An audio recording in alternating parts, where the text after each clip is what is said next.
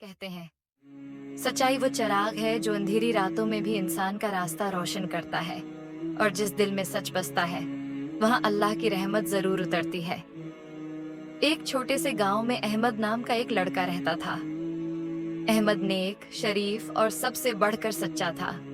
उसके वालिद हमेशा कहा करते थे, बेटा, सच बोलना ईमान का हिस्सा है और ईमान सबसे कीमती खजाना है। एक दिन अहमद स्कूल जा रहा था। रास्ते में उसे एक चमकता हुआ बटुआ नजर आया। उसने बटुआ उठाया तो अंदर पैसे थे, कुछ रसीदें और एक बुजुर्ग का शनाख्ती कार्ड। अहमद के दोस्त बोले, अहमद, ये किस्मत ने दिया है, रख लो, कौन देख रहा है। मगर अहमद के दिल में अल्लाह का खौफ जाग उठा। उसने आसमान की तरफ देखा और धीरे से कहा, अल्लाह सब देखता है, मैं झूठ या धोखा नहीं दे सकता।